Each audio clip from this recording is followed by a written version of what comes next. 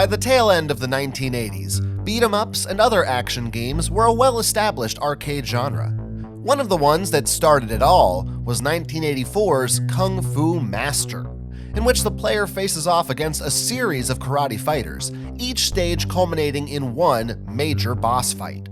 Kung Fu Master's director, Takashi Nishiyama, wondered if he could take those boss fights and center an entire game around them.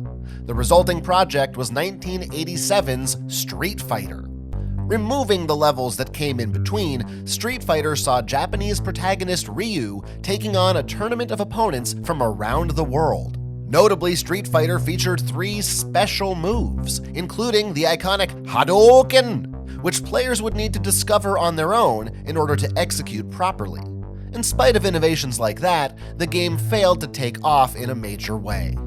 For Street Fighter II, Capcom took the first game's foundation and improved upon it on every front, establishing virtually every hallmark of the fighting genre that are still present today.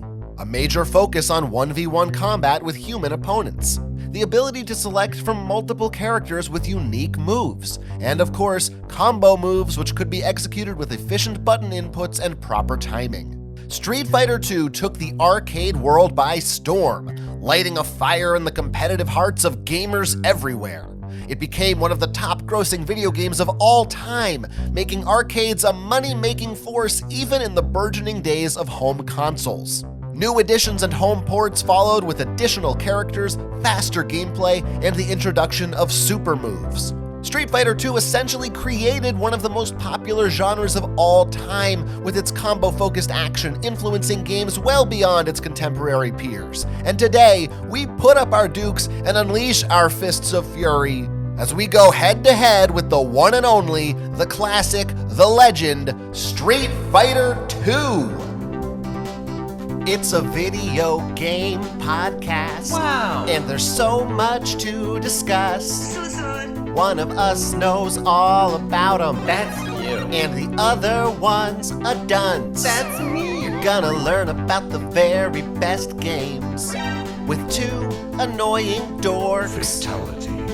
From asteroids to Zelda. From adventure to Zork.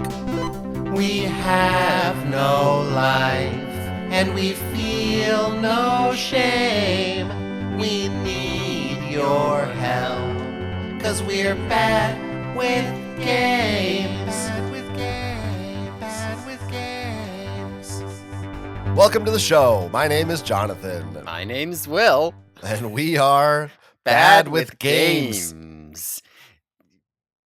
That's us. Welcome to the That's show. us. This week, we're talking about Street Fighter II. Street Fighter II, perhaps you might want to add a colon, the World Warrior. Wow. Perhaps you might want to call it Turbo or Hyper or Champion. Whatever version you Hyper want to fighting. consider. We're talking about the Street Fighter II universe. Universe.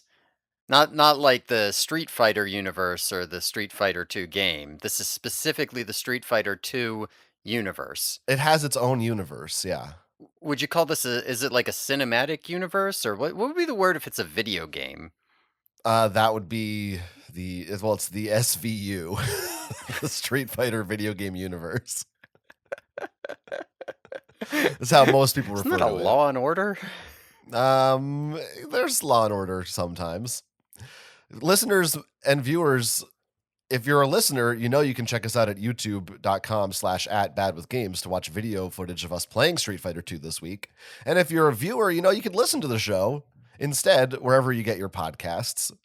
And you can email us badwithgamespodcast@gmail.com or support our Patreon, patreon.com/badwithgames for bonus episodes every single month. Now, you also might be asking yourselves, why Street Fighter 2? Why not Street Fighter 1? I am asking myself that. I actually bet most listeners aren't asking themselves that. Yeah, I had kind of gleaned from just discussions about scheduling that pretty much nobody but me is asking that, but I don't know. Right. Well, I mean, essentially, just nobody really gives a shit about the first Street Fighter. It's just, it wasn't very successful. It's not very popular. It's not very good. It's important mostly in that it led to Street Fighter 2, and that's about it. And while there are some cases on the show where, as you know, I like to explore the deep roots of Mhm. games, even if they didn't even if the earlier versions aren't as successful or popular as later versions. In the case of a game like Street Fighter, I felt that not only will no one in the audience care or want to hear us talk about the first game, but also they're similar enough. It's not like, oh man, we're really going to have very different things to say about Street Fighter 1 and 2. Like, Street Fighter 2 just is kind of Street Fighter 1, but just with way more options and way better gameplay and features. So it just felt redundant to bother. I suppose we could have played around with the first Street Fighter and talked about it in this episode, but we didn't. Yeah, I mean, I guess. I don't know. It doesn't sound particularly interesting. If it's basically the same thing but worse, then I don't know. Yeah, I mean, it's the you're still like, it's a 1v1, you're a guy on a screen, you're fighting another Mhm. guy. It's just like, you don't have the same, you only have one character. You only have Ryu. You don't play as any other characters unless Mhm. you two-player mode. I think someone plays as Ken, who is the same as Ryu. Yeah, that kinda sucks. That doesn't And sound that's it. really worth doing. What Yeah. about this kung fu master thing you were talking about? Yeah, well, Kung Fu Master was the first beat 'em up game that led to this game in some indirect inspirational way. You And want to Double play that? Dragon, I guess, but we didn't do it. It's Yeah, that's nobody our cares about root that game. either. Look, I gotta draw the Listen, line somewhere. What do you want? if we don't play Kung Fu Master, then I'll never know how Street Fighter came from Colossal Cave Adventure, because I bet that's where you find the DNA. You gotta go back to the roots here. Yeah. Well, just instead of getting treasures, you're punching people. It's I bet more or it's less the closer same. than you think. Yeah, I bet it is. I That's my bet it is. that's my prediction. So Street Fighter 2, that's what we're doing now. We specifically spent most of our time this week with Street Fighter 2 Turbo on the Super Nintendo. Bear with me here because there are multiple versions of this game and it can get a little confusing. We also played a little bit of Super Street Fighter 2 Turbo, which is not on the Super Nintendo, but was an arcade version of the game. So we didn't actually play Street Fighter 2 Vanilla, and we didn't play Street Fighter 2 The World Warrior on the SNES. What are the differences between all these things? We could talk about that. I don't know if we should get into it now or not. Yeah, I mean, there's a part of me that's somewhat interested in what all the differences are, but it also, I also don't know if it matters. One of my most like biggest questions is, does it matter? Right? Like, does it matter that this is the one I played and not the other ones in terms of my ability to understand this thing's place? I am aware of fighting games, or at least certain fighting games, having this tendency to have like a billion versions of the same game with just increasingly longer appended titles, and I don't always know that it really matters oh, which one or how different they are or any of it. It's I don't have a great certainly, grasp on it. I think Street Fighter 2, I don't know if it's wholly unique, but it feels more so that happened to it. There was a few years where there was a new version of this game coming out every year. It took them a long time to figure out, hey, what if we made Street Fighter 3? Like, they just didn't think about that. And also, by the way, nobody really gave a shit about Street Fighter 3 when it came out, or ever, I don't think. Here's to answer your question. No, it doesn't matter. To give a brief history of what all these versions were. Essentially, the original Street Fighter just had 8 characters. So Street Fighter 2, Street Fighter 2 is what I'm talking about. Street Fighter 2 Champion Edition had some rebalancing, and it let you play as the four characters who were before you were just bosses, which are Mm. Vega, M. Bison, and the other two. I forget, you know who they are.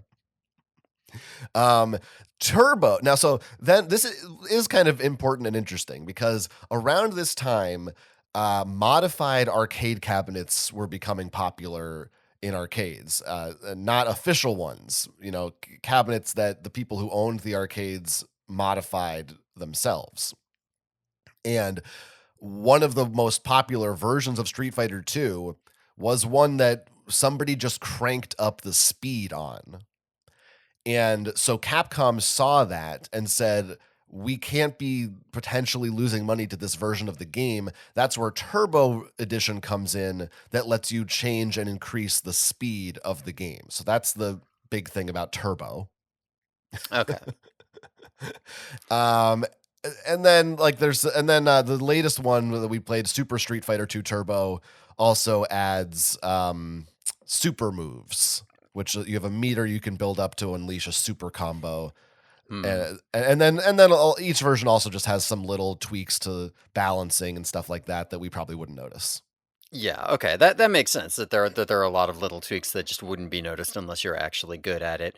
Yeah, the turbo thing is something I was wondering about, and I did ask you about it during gameplay, and I think that is basically what you told me then was that the speed is cranked up or something.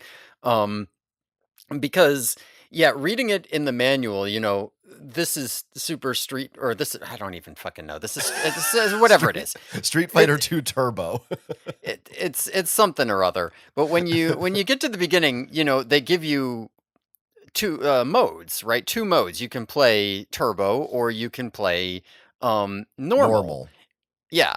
And the way it's described here is it, I wait. Yeah, okay. So turbo says it's used to play with turbo rules and moves. Normal says it's used to play with champion edition rules and moves. So, my assumption when I first looked at this and tested out a couple of games, um, was that maybe there would be slightly different moves or different, like, I don't know, rules, perhaps? But of course, when you continue reading the manual, it says, well, here are all the controls and moves for Street Fighter 2 Turbo. And then I'm like, okay, what about normal? Well, there's nothing about that in the manual. Um, so I was just like, I don't have any idea what that's about. They implied that it's somehow different, and then they didn't give me any information on one, so maybe it's just not different, and this is just another shitty old manual that does a terrible job explaining itself. And based on what you said earlier, and based on playing it a little bit against you, and based on the fact that presumably you double checked before coming back to record this episode and answer this question again, I'm going to assume that that is in fact the case. It's just cranked up speed and it's not different rules and moves, and the manual is just lying to me and making me confused for no reason. They're just using the term rules in a different way than you would imagine they might. Is what's happening, I think. Yes, I mean, these are early manuals. Again, this probably made more sense in the original Japanese. The people who translated it probably never actually played the game at all. They just got some text and, made it English. I don't know. Well, I think it really made more sense in the context of being alive in 1992 because Street Fighter 2 was so popular, hugely popular. I mean, it was like the most popular video game in the world, regardless of what Hmm. platform you were on. And so I think they just did not feel the need to explain this because people would read that and know, oh, of course I've played Street Fighter 2. If I'm buying this, I know from the arcade what Street Fighter 2 Champion Edition is. That's Hmm. normal. Okay, I get that. Oh, but I'm here for the new turbo mode. I get what that is too, because that was also in the arcade. And now here it is on Super Nintendo Hmm. Turbo. They just like people just, I think, understood these things inherently. So I'm just gonna say right now, it really, and again, these are all early video games, so I understand how these mistakes come in, but not great practice to write your manual to be legible to people who already know what they're doing. Really, you should be writing it for people because those people don't need a manual. You should be writing it for somebody who's all like, yeah, my friends all said that I should play this Street Fighter game because they're really into video games. And man, I don't know what the fuck I'm doing. I'll go read the manual. Like, come on. If you're a guy who's been to all the arcades, are you actually opening this manual? Well, you Like, probably were. maybe just to like look at the buttons, Yeah. right? As like a Well, reference thing, but you're not reading anything in it. I think you were reading it just because it was a time when you just wanted to pour over and absorb every possible piece Hmm. of info you could about games that you owned. Because there wasn't an internet, there weren't message boards, like this was your thing. You were like, give me all the juice I can get to squeeze out an extra hit on my opponent or something. But yeah, I mean, yes, it's obviously a little vague and weird that it just says normal. I mean, if you just play the game, you don't know what the fuck turbo is. It doesn't tell Yeah. you. You don't know what those stars mean. They don't tell you what those mean. Yeah, they don't really tell you what they mean. They're just like everybody knows. That's just what they assumed. They're like, well, if you bought this, you probably already have the last Street Fighter 2. So you know what you're doing. Fuck, you know what? You'll press a button, pick a guy and punch and kick, and you'll figure it out. We believe in you.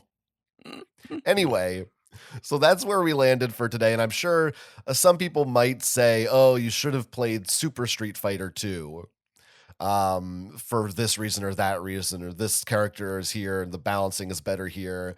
Everybody has their sort of takes, but certainly I think Street Fighter 2 Turbo is the most like this is the closest to original Street Fighter 2 while still having most of the features and stuff you would want from Hmm. it that they added later.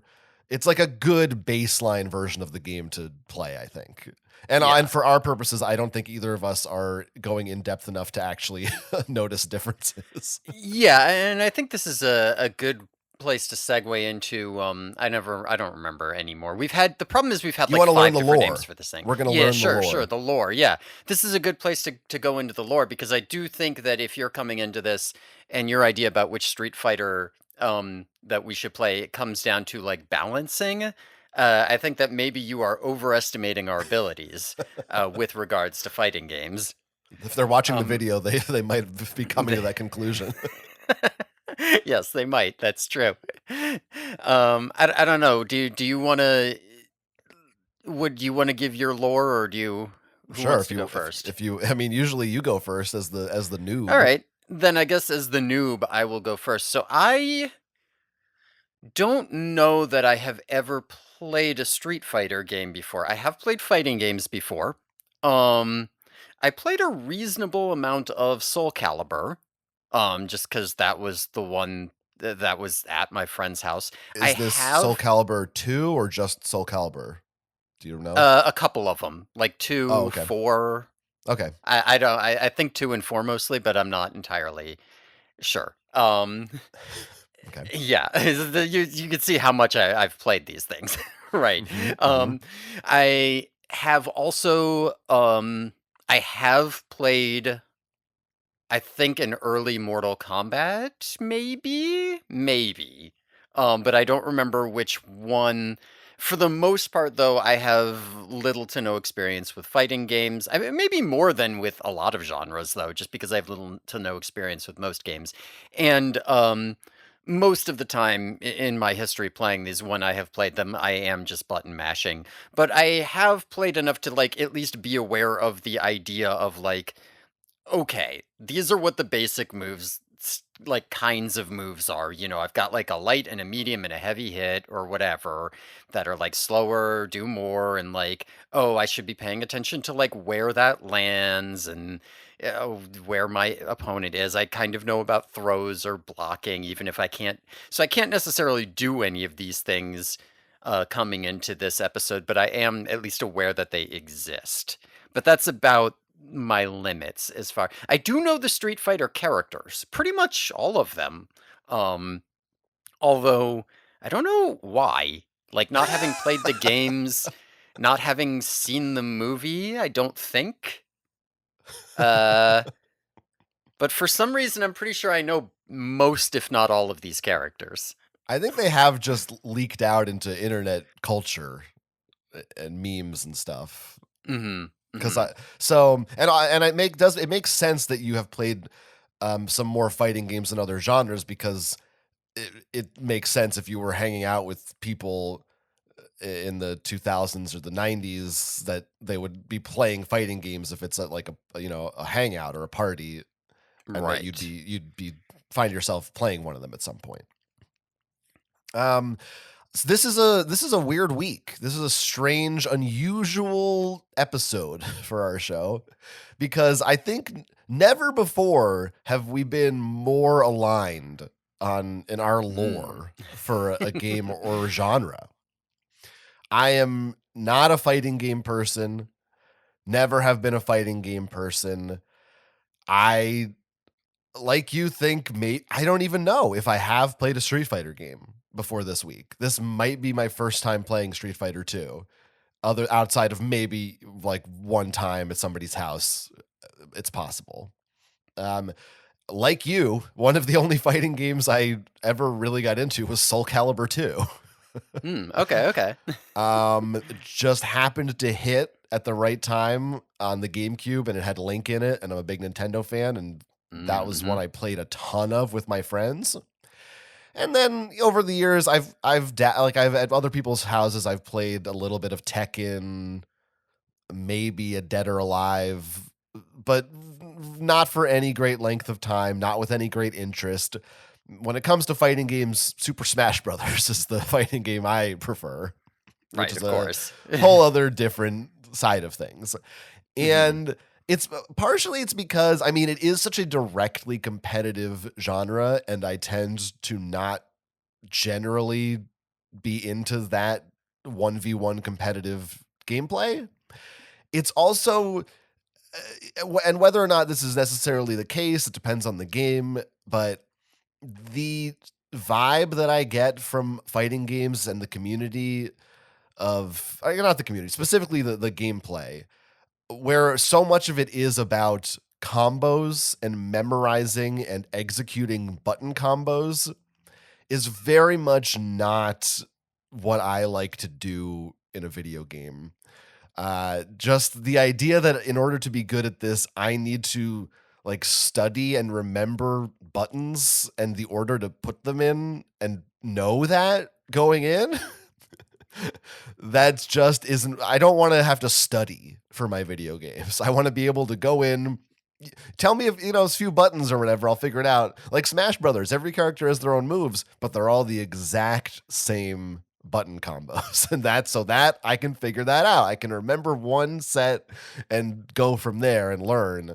But when everybody's different and it's like up, down, left, BBB really fast, and then this move, and then you combo into that move, I understand the appeal of it in the abstract, but it's just not something I am Mhm. attracted to.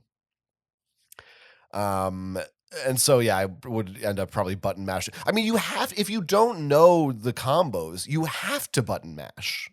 Like you don't, because you don't know. You have to. You either have to read them or stumble into them. I guess to some degree, but I do think there is something to be said for just the ability to do like a basic performance, right? The ability to just be like, I'm just going to use basic moves, but I'm going to use them with intention. Um, like that can potentially get you quite far if you're actually good at it. I would think, Yeah, but I'm not sure. that's Like a good obviously not point. against somebody who's good, but Yeah, I am. And I think this, in Street Fighter 2, each character only has three special moves.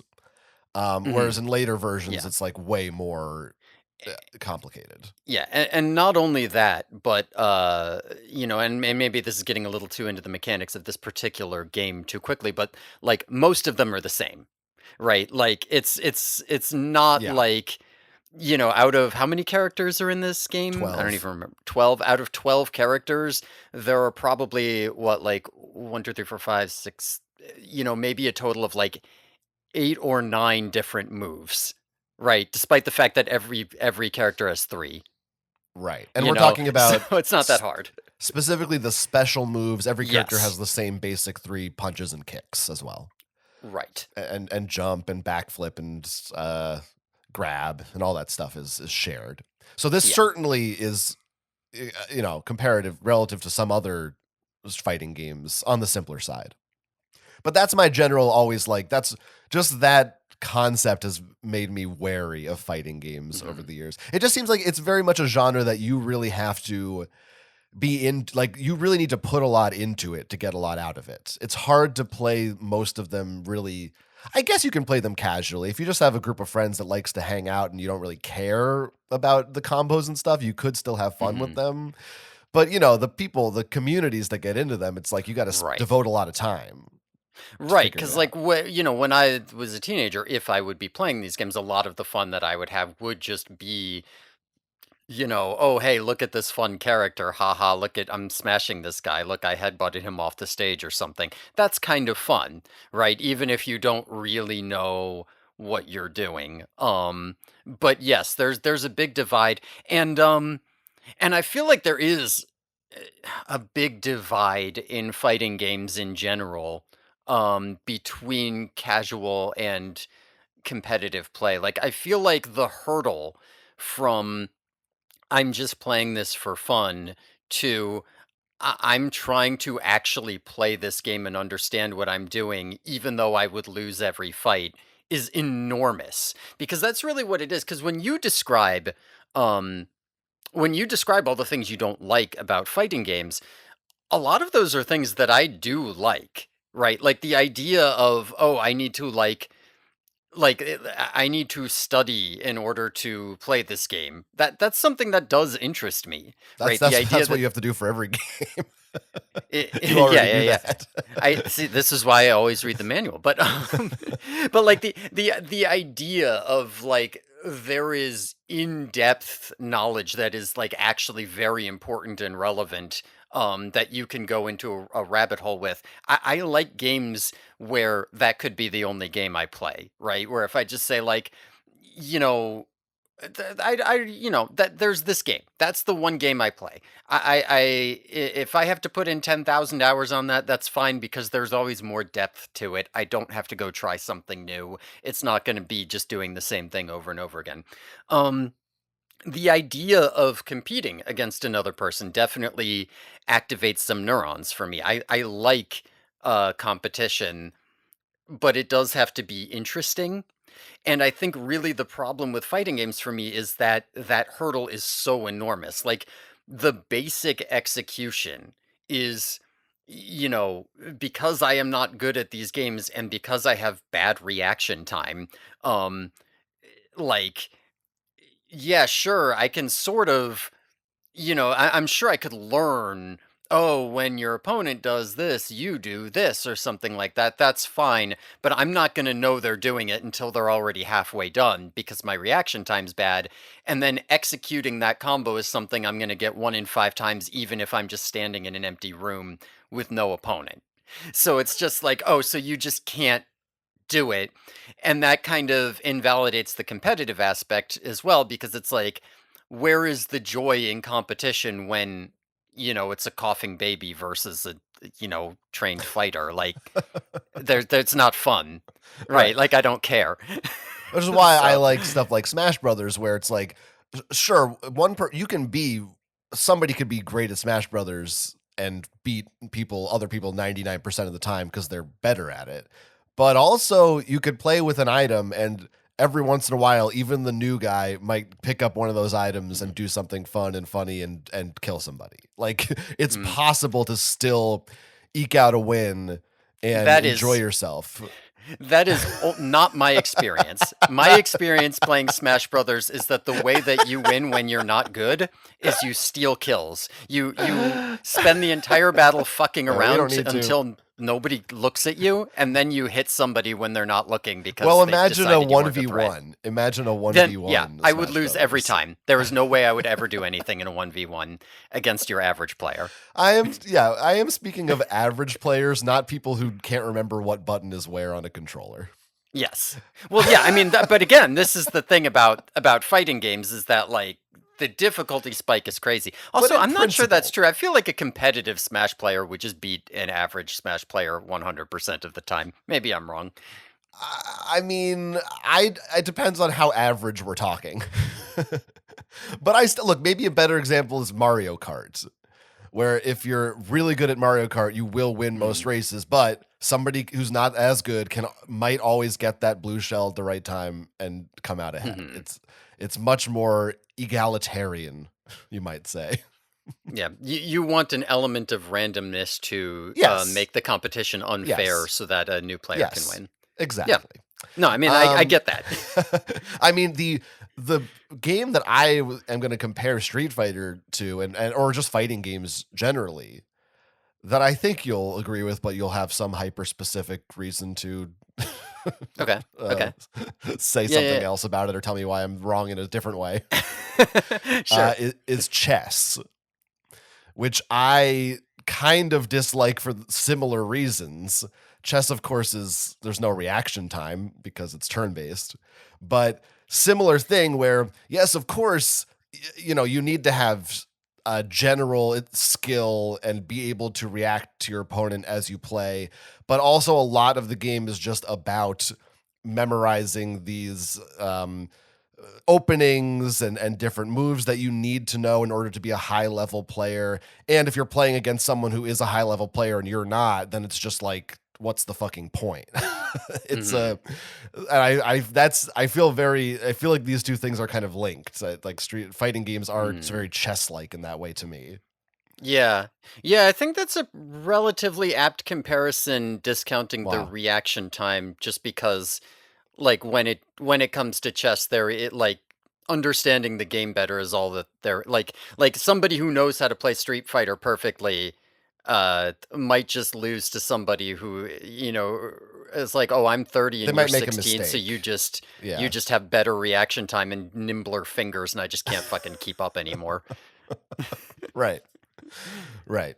So, okay, so we've said a lot about fighting games. I like we've both enjoyed some in the past, but neither of us have really delved into it, and this is really our first time with Street Fighter. Mhm. So, kind of an interesting situation here. Before we talk more about specifics, we do need to do our box art breakdown. Yes. Now, I noticed there are a lot of box arts for this. Yeah, so this game had multiple versions. I just threw up a handful. We don't need to talk about them all in depth, I don't think. I guess we could start with the original arcade cabinet art because that is the OG, which is very simple. It's just the logo, and on the side there's kind of a Polaroid photo of Ryu from the back, which I think is pretty lame. I don't think this is a very I Yeah. don't see this and go, I gotta try that game. Yeah, no, this looks pretty boring to me, I gotta say. I think that the whatever's happening on screen is gonna have to do a lot of heavy lifting for this. Now, I didn't bother finding all the other because every year there was a Right. new Street Fighter cabinet, but we're not going to cover them all. I'm sorry. Mhm. Street. Then I mainly focused on. We have some home console ones here, Super Nintendo editions. The Street Fighter 2 box art, which is Blanka, Ryu, and Chun Li fighting it out.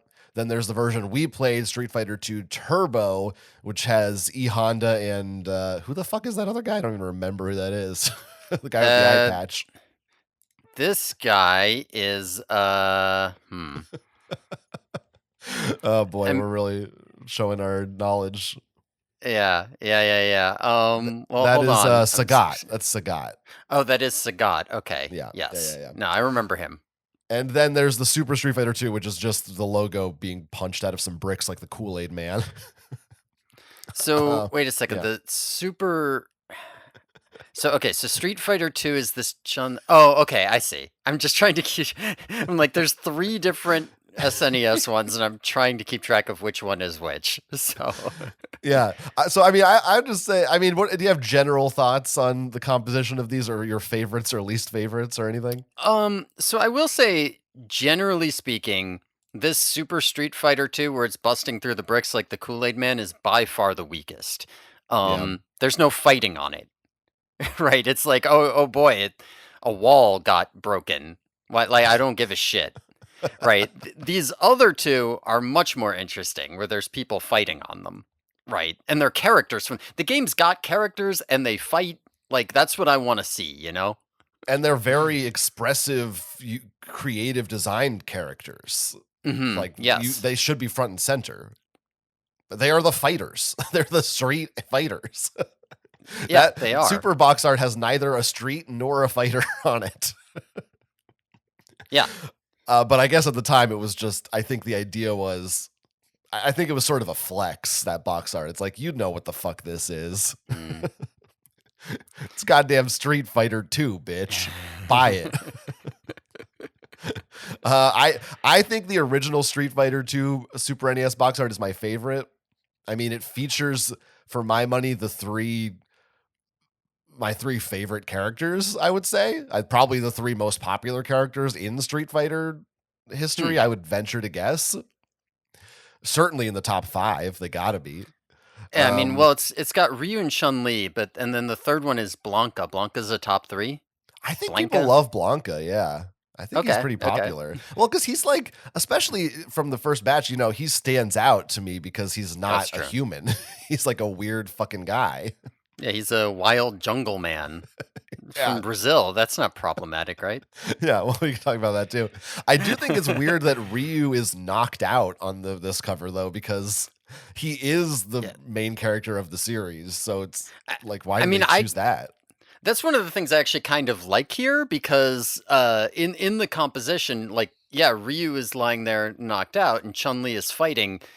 Blanca is like hurling himself in, right? You've got like an after image. And so the sense that I get is that Chun-Li has just defeated Ryu, right? Like literally just beat him, right? We just got out of a fight and the instant he's down, bam, here comes another one, right? One after another, here they come. Mm. There's something fun and dynamic about that. I like it a lot. Yeah, yeah. The composition is great. The turbo box art, I'm like, I don't care about Honda or Sagat that Mhm. much. I don't think this is that interesting. These just two half naked muscle men punching each other.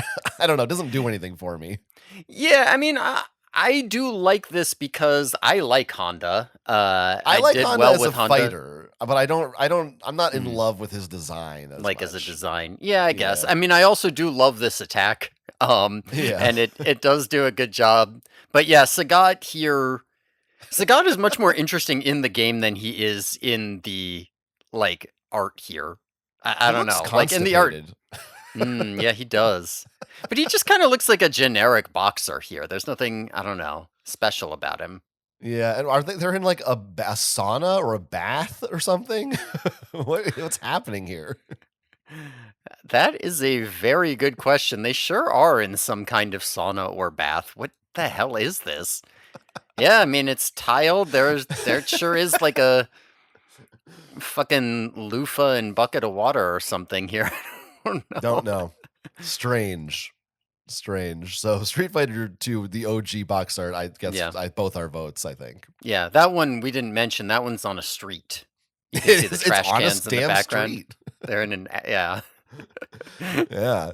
Chun-Li's got like fucking, look at those bracelets with the spikes coming out. It's Yeah, those crazy. are insane. I was thinking about it. I was like, did she have those in the game and I just didn't notice? Like, I'm sure she had like Yeah. bracelets maybe, but like, were the spikes that big? I don't remember. Yeah, look at that Wild. art on the in the manual here. Maybe there's too many characters and they're not all in the same. I mean, yeah, the art in the manual, she's got fucking monster bracelets, so maybe she did. Yeah. We should bring those back. That should be a fashion trend. Yeah, agreed. Okay. She's 5'8", Chun-Li. All right, we'll talk about that later. We'll get It's into all pretty the character tall. bios. Yeah. So, Street Fighter 2, the Turbo Edition, we both dug into it heavily for the first time. How should we talk about our experiences? We did play some of this together, but maybe you just want to talk about your overall journey with the game, where you started and where you ended up. I mean, so I only played this a little bit before we played together. Um, I don't actually think I got recordings of it because I was just like, all right, I'll test it out. And when I did, I just kind of went in at the base difficulty, which was like 4 stars. Um, which I think has to do with the speed I of think the. isn't that the fastest difficulty? Or like, No, isn't because that you could increase the stars beyond that. Oh, you could. Okay. Okay. Yeah, but in the manual it says 4 is fastest, and if you go down to 0, it doesn't It says from matter. 0 to 4 stars in the manual. I swear you could go high. Maybe you couldn't go higher. I don't know. All I know is that I went with whatever the game started on. Okay. I couldn't And remember because I really, one of the yeah, things I was so unsure about, and I tried to look up and couldn't find a yeah, concrete answer, was like, what is the generally accepted default way to play? And I couldn't find that out. yeah. And I'm also not sure when it says faster if faster means like all of the moves execute faster, if it just means the enemies attack more. I think it Right. means you and the enemy, everything is just like the Mm. animations are quicker, I believe is what it means. I feel like it can't just be that, because I like when I tried it at 4, and the reason I didn't play around with this too much is because when I tried it at 4 stars, I just absolutely got trashed. I could not win a single round, like not even match. I tried a bunch of characters, and every single time I went 0 for 2, like not even close, not even close to a KO ever. Um, and so that was where I was coming into playing around with you. We can talk about our experience with that, together because we both did that. When I went back, I put it down to 1 star and tried a couple of characters, and I was able to clear all of the enemies on 1 star. Like I was able to clear the entire story on 1 star. I tried it with a few characters. I only cleared the whole thing with E Honda. A couple of the other ones that kind of had to give up. But I also found that to be very inconsistent where like I would say like, okay, I'm gonna try this with Chun-Li or whatever. Okay, some of these characters I can 2-0 with no damage, and some of these characters I literally cannot beat and I had to quit.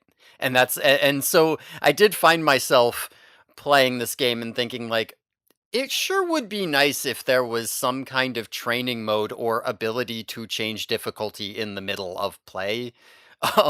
Because it doesn't feel very conducive for learning how to play this character without another person there. And it would be nice if you could say like, "Oh man, I was playing really hard against my friend. I'm going to go home and like train on my copy until I get better and then I'll come back and play against my friend again, and this time I'll kick his ass." It felt like there's very little ability to do that in this game It is unless you're good. ludicrous that there's no training mode. Mhm. It's very, I mean, I guess not ludicrous. They just hadn't conceived of that at the time. But it was very annoying when I was like, I just want to learn some of these combos, and Mhm. I couldn't because the fighters just won't stop fucking hitting you.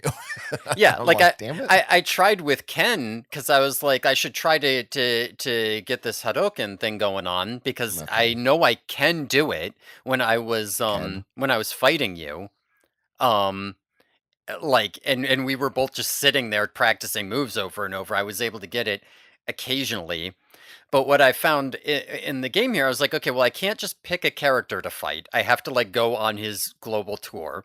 And the first fight is against Ryu, and Ryu will just spam Hadoken at me if I'm on the other side of the screen, so I can't learn any moves. I'll just get hit until I die.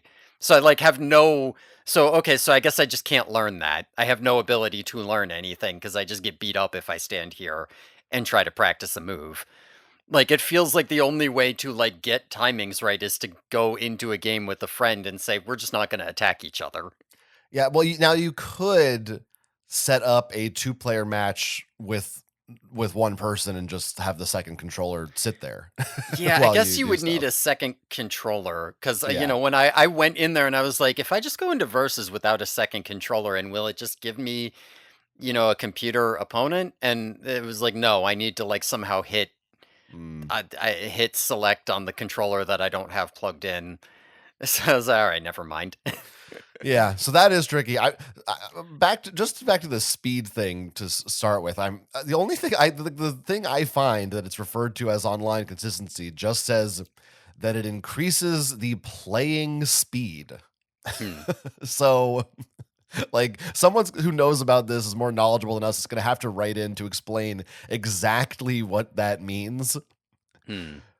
but that is like that's my understanding is that yeah, it's just like it does it. I don't think it changes the behavior or the or I shouldn't say technically it does as a result, but the AI like is not different. I don't think it's just Mhm. faster. It's just able to do moves faster, which Yeah. would I think by extension make it harder to fight Yeah, them. if there's, like, less time in between when it's attacking, then maybe there's, like, more Right. forward pressure on me, and I need to actually know what I'm doing. Yeah, Right. because if it was just, like, we sort of attack the same, but the moves that are executed happen faster, I don't think there would have been as large of a discrepancy in how difficult it was for me to play. I also found this game exceedingly difficult to play. From what I have also gleaned from people talking about the game online, I think it is generally believed that the AI in this game is extremely cheap. Hmm. So this is a case where it is not necessarily our fault. I do think unless you are really good at the game, the opponents, the computer opponents in Street Fighter 2 are just relentless, and they are able to predict and counter your moves quickly in a way that only really good human opponents can. And so I don't think it's surprising that two noobs found it Mhm. challenging to play. Yeah. I also think this game was just so focused on multiplayer that probably Capcom and players didn't really care as much whether or not the single player was hard or what, because most people were just getting this just to play with their friends Mhm. primarily. Which and you know now it's understood more that people want content in their games and they should have a Mhm. story mode and this and that. I did not get. I mean, I do think that it seems to me that the fighters get harder as you go. Like the first fighter in this in the if you want to whatever you want to call it, the single player mode, I was pretty consistently able to beat every time, no matter who it was. And then the second fighter, I was like, oh, they're a little harder, but I was usually able to beat them. And then I usually the third or the fourth would just beat me over and over and over again, and I until I gave up. I never got past four fighters, and I'm pretty sure you have to fight all 12 to Did beat the you game. did you mess around with the difficulty any or the stars or I whatever? I did, but like I tried a little normal mode. I tried like 1 star, just turbo, no stars, 4 stars. I I never, and maybe I didn't do them in an order where I was really paying attention or something, but none of them ever to me felt like, oh man, like normal mode. Maybe I could tell. Oh, I see, it does feel a little slower, but it wasn't like, and now I'm better Mhm. at it. It was Right. still, I still had the same basic experience of getting my ass kicked. Right. Yeah, I Peop don't know. I because I to me that was not my experience. To me my experience was it kind of depended on the person I was fighting, right? Like there were some fighters where it would be like, "Oh my god, the first match I'm getting my ass kicked," and then the second one is easy. And that it was kind of just like sometimes I think it depended entirely on like what do I know how to do with this character and what is the opposing fighter doing to me? Like, do I have a tool to deal with that or not? And if I didn't, then I'm just fucked. And if I do, then it's easy. And like I said, I wish I could. I wished that I could bump around the difficulty because, I would love to be able to say, like, I don't know I have no idea. Nothing that I do can deal with what they're doing. So let's just push the difficulty way down so that I can figure out what to do about it. Or yeah, they just can't do anything to me if I just do my standard strategy. So let's bump the difficulty up so that I can't just, spam Honda's flurry of fists or whatever it's called and then they can't touch me. Right. yeah, I think this is also an artifact of this being a port of an arcade game that, Mhm. if you're playing, they don't want you to be able to get that far because quarters. Mhm. So, Yeah, it's interesting because like I don't think that that's necessarily wrong. I just think there should be like a wider range of skills. Like if you have a game like this and you intend people to play the single player, which maybe they didn't, but if you do, um, and there's only 12 fighters, right? So, like, if you just beat 12 guys in a row, you're kinda done. Um, there's not that much content in the game, in the single player, unless they're really fucking hard. So, like, you would want the hardest difficulty on this to be like, you have to be goddamn great at the game to beat it. But you would also want the easiest difficulty in the game to be like, "Oh, I don't know what I'm doing. I need a 1-1. I need a level I can just go up and be like, okay, what are my moves? What am I doing? Okay, I can still beat this guy even if I have no fucking clue what's going on here." Um, if you don't intend people to play the single player, then yeah, I think that you want to get rid of the harder AI and just leave it at the easier end of the spectrum, because then like I was saying earlier, the main point of single player becomes, well, I was fighting my friend all day and you know, he was beating my ass, but I own this game. So I can go home and I can just practice the moves over and over. And when I come back tomorrow, oh, then he'll pay. But for that you need like a good arena to practice in, which is not an arena where you get stomped the moment you like let up the pressure for any reason. 90s game developers did not care whether or not you had any way to have a good easy time. They didn't care. They were much more concerned about just only the first half of what you said of we need to make sure they play this for a long time, therefore make it really hard. Period. They didn't move on to another sentence. And that basically sums up many difficulties in Mhm. games from the NES and SNES era. They were all kind of like that. Mhm. And um, and yeah, maybe that would be something if the game weren't so multiplayer focused, because as soon as you say, well, the main point is to fight your friends, and it does seem like that is the case, then the game doesn't have to be hard at all. Like you fighting your friends will hold your attention far longer than the game ever yeah, will. You can fight another human being basically forever because they are infinitely adaptable. yeah. Not me. I'm very finitely adaptable. So what characters did you end up gravitating towards? Did you how many of them did you try? Which ones did you find you liked? I mean, at one point I had hoped to try all of them, but when I started just getting destroyed and being like, it's very inconsistent and it doesn't seem like I can learn well, I kind of just moved back to the ones that I was doing well with. I was a Honda guy for sure. I'm a Honda guy in terms of what works for me. Um, like, I get how to do I get how to use his stupid, like, spam a fist thing to control an area. I, like, kind of understand where his hits go, and, like, how he jumps and all of that. It made sense, and relearning all of those positions for other characters was hard. Um I was trying Chun-Li too because she has that same thing but with kicks, but it doesn't. I don't know, it's like a shorter range, it was kind of weird. I don't know. I tried a couple of them. I was hoping to try, Ken and Ryu because I wanted, to do some of the, like, more complicated, projectile energy things, but, like I said, I didn't really get to train it much. Yeah, I also really liked Honda and Blanka, who both share the same combos, or at least Mhm. they're pretty close. I When I think they're the tried same. Blanka, yeah, they're the same Same button buttons, but inputs. I mean, yeah. yeah, but they do totally different things. When I found when I tried Blanka, I couldn't get him to work at Hmm. all. It was just a disaster. Well, like they both have the charge up and then launch at the enemy. Like that's the same. I mean, it's Yeah. executed a little differently, but it's the same idea. Yeah. But that, I mean, honestly, I found those pretty hard to Hmm. use a lot of the time. Um, yeah, I don't know. I don't know. I don't know what to tell you, but I liked them, but I did in the end default more to Ryu and Chun Li.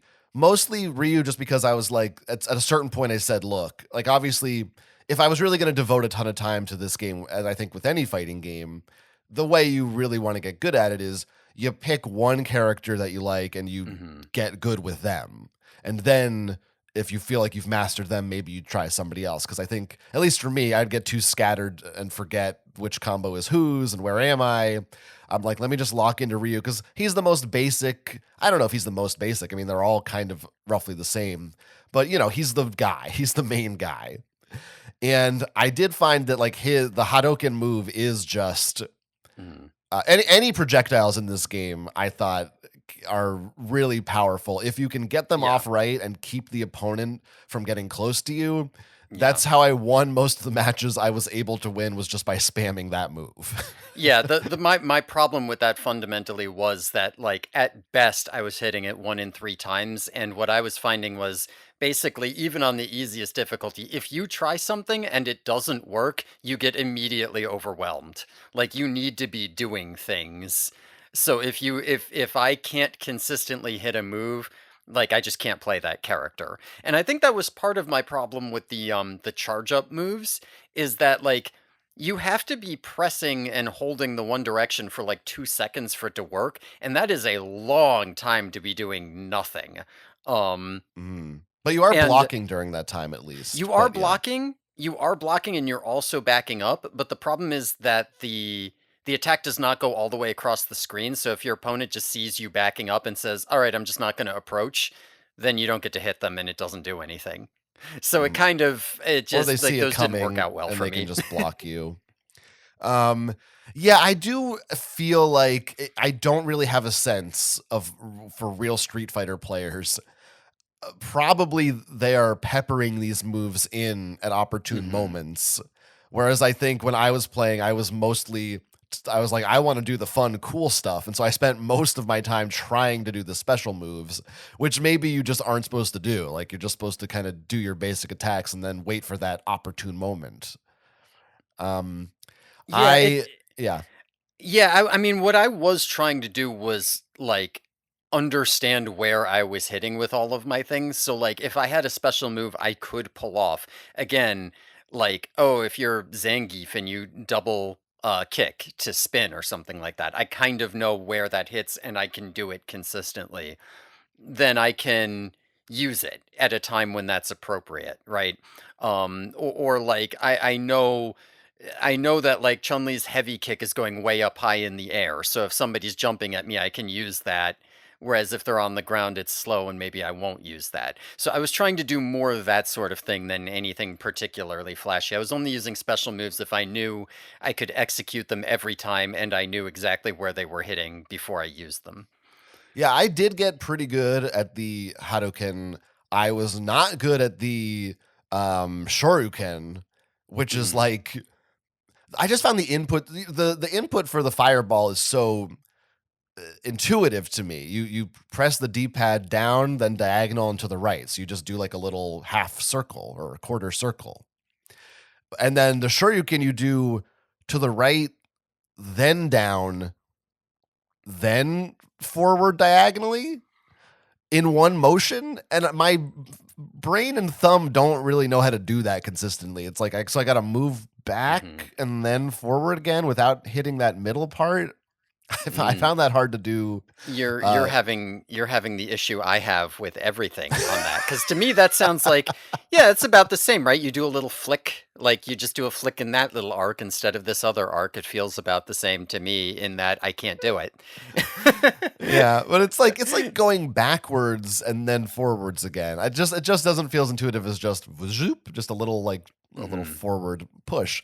I will tell you this, when people watch, we should have said this already at the top. I kind of forgot, but the gameplay footage that we played together of Street Fighter 2, we will have a little compilation of on our bonus YouTube channel, Worse with Games, and patrons will be able to watch it right now. But in that, one of the things we were both struggling to do was execute Chun-Li's fireball. Yeah, I never managed that, not I once. did manage to get the Ooh. fireball after we played.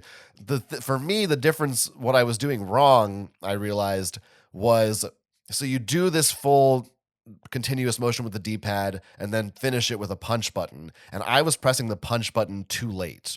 And I realized it needed to be really like almost at the same time as when you Mhm.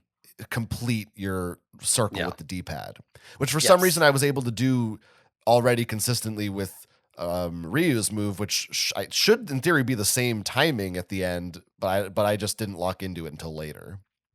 Interesting. Yeah, I tried both methods on that because I was just like, maybe my timing's off, or maybe I'm misunderstood. Because it says here do it at the same time, but maybe I should do it after. So I tried both timings, and neither one worked. It didn't. I But tried this is everything. another thing about Street Fighter 2 in particular is that Hmm. from what I understand, it is much stricter with the input timing. That Mm. later games in the series, you have, like 20 milliseconds of leeway instead of 2. I don't know what the actual difference is, but like here, you really have to be precise and hit that combo exactly right to make it go off. Hmm. Later games in the series were much more forgiving about that. Because even when I was like, I felt like the one I probably mastered the most was the Ryu's Fireball. I still would sometimes occasionally screw it up or do a Shoryuken by accident. And but I do think a lot of it is so much of it is muscle memory too. And I think Hmm. that's really what all of those moves come down to in this game was just I don't even know if I could articulate exactly how I learned to do some of the moves except that I just did it so many times and then eventually one of them worked and it's like learning an instrument. Like you just have to Hmm. just keep doing it, doing it, doing it. Eventually your thumbs will remember how you did it. Yeah, I mean, right now that's all video games for me. So it's not that different.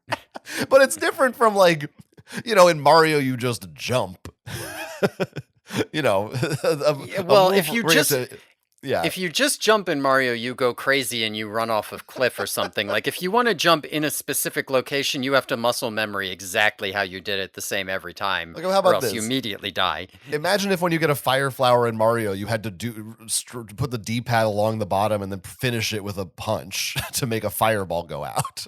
Like it's more complicated than just pressing one button and doing it. You still have to press the button at the same time because the fire flower bounces, and so sometimes it misses the enemy in front of you if you don't You have the are timing being right. obtuse if you don't grant me that one is more complex than the other. It is no, it is more complex. It is more complex. But like what you're saying about like it needs to just be like the difference here is that the simple ones are ones that you are just able to do, and for me they're still equally like they're still Well, at the same level of complexity where I just have to like learn muscle memory rather than do them on the fly, to you me, know. in my mind, one the difference is and Mario's maybe not the best example, but it's what I said.